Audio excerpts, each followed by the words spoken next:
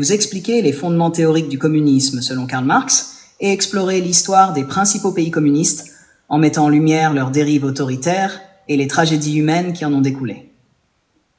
Merci de vous abonner à cette chaîne. C'est parti.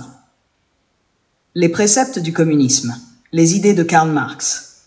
Karl Marx, philosophe allemand du XIXe siècle, est le père du communisme moderne.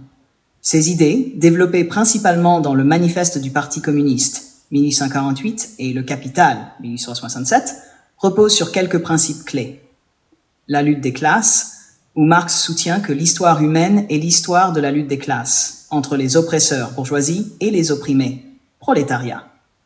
Marx propose l'abolition de la propriété privée des moyens de production, usines, terres, etc., pour instaurer une propriété collective. Il envisage une période de transition où le prolétariat prendrait le pouvoir pour écraser les vestiges de la bourgeoisie et créer une société sans classe. L'objectif ultime est d'atteindre une société communiste où les distinctions de classe n'existent plus et où chacun contribue selon ses capacités et reçoit selon ses besoins. Marx prône également une économie centralisée et planifiée, sans marché libre ni concurrence, visant à satisfaire les besoins de tous les citoyens. L'histoire des pays communistes, une réalité sombre. Les idéaux de Marx ont séduit de nombreux leaders révolutionnaires au XXe siècle, mais leur mise en pratique a souvent mené à des dérives autoritaires et à des tragédies humaines massives. Voyons cela à travers l'exemple de quelques pays communistes majeurs. Union soviétique. En 1917, la révolution d'octobre menée par Vladimir Lénine et les bolcheviks a renversé le gouvernement provisoire russe. Lénine a instauré un régime basé sur les principes marxistes, mais c'est sous Joseph Staline que l'URSS a connu ses périodes les plus sombres. Staline a centralisé le pouvoir et lancé des purges massives. Entre 1936 et 1938, lors de la Grande Terreur, environ 1,5 million de personnes ont été arrêtées et 700 000 exécutées, souvent sous des accusations de trahison fabriquées de toutes pièces. Des millions d'autres ont été envoyés dans des goulags, camps de travail forcé, où les conditions de vie étaient inhumaines. L'Holodomor, la famine en Ukraine entre 1932 et 1933, est un exemple tragique des politiques soviétiques. Les collectes forcées de grains et les réquisitions alimentaires ont été utilisées pour punir les paysans ukrainiens résistant à la collectivisation, causant la mort de millions de personnes. La propagande était omniprésente, glorifiant Staline et le régime soviétique tout en diabolisant les ennemis internes et externes. Le culte de la personnalité autour de Staline était intense, le présentant comme le guide infaillible du peuple soviétique. Toute forme de dissidence était brutalement réprimée. Les délations étaient encouragées, divisant les familles et les communautés. Le NKVD, Commissariat du peuple aux affaires intérieures, jouait un rôle central dans la surveillance et la répression des citoyens. L'économie planifiée a mené à des inefficacités massives et des pénuries chroniques, malgré les efforts pour industrialiser le pays rapidement. Les millions de morts sous Staline surpassent ceux causés par le nazisme, notamment par la politique de collectivisation forcée et les purges. Chine.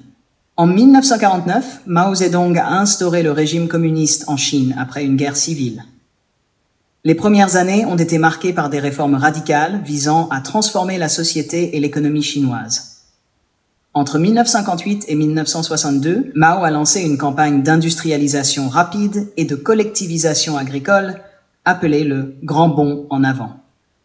Cette politique a mené à une famine dévastatrice, causée par des objectifs de production irréalistes, la confiscation des récoltes et la destruction des réserves alimentaires. Entre 15 et 45 millions de personnes sont mortes de faim, un chiffre qui rivalise avec les pires atrocités de l'histoire humaine. En 1966, Mao a initié la révolution culturelle pour éliminer les éléments bourgeois du parti et de la société. Les gardes rouges, principalement des jeunes endoctrinés, ont persécuté, torturé et tué des millions de personnes accusées de déviation idéologique.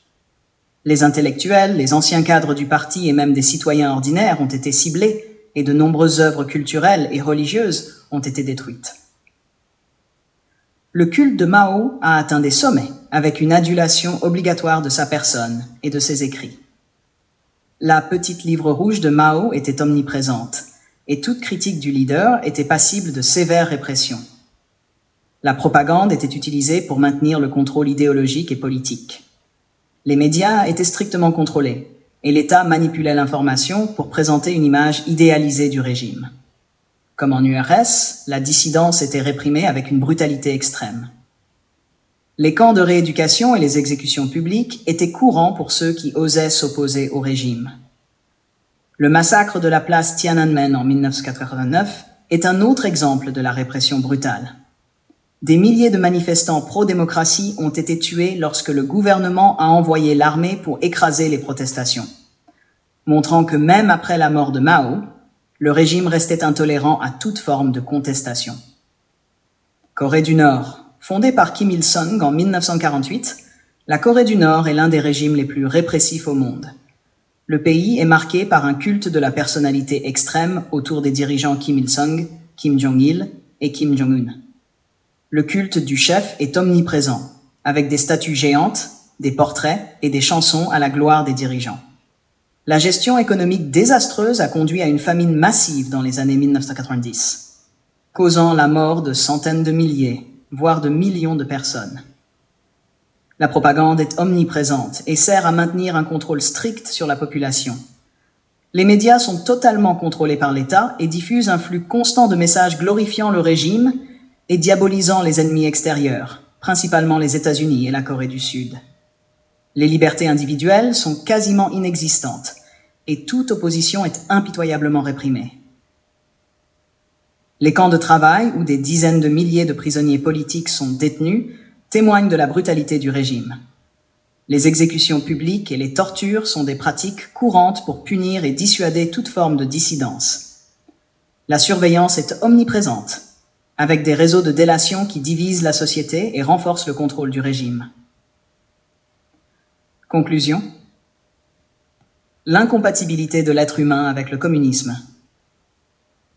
L'histoire du communisme montre une répétition tragique de répression, de famine et de violation des droits de l'homme.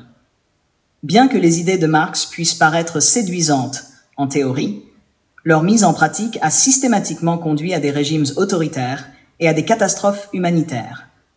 L'être humain, avec ses imperfections et sa diversité, semble fondamentalement incompatible avec les principes rigides et centralisés du communisme. Le bilan du communisme, en termes de vies humaines perdues, dépasse souvent celui du nazisme, une réalité qui devrait nous faire réfléchir sur les dangers de cette idéologie. J'espère que cette vidéo vous a aidé à mieux comprendre les préceptes et l'histoire du communisme. N'oubliez pas de vous abonner pour ne rien manquer de mes prochaines vidéos sur l'histoire et la politique. À très bientôt.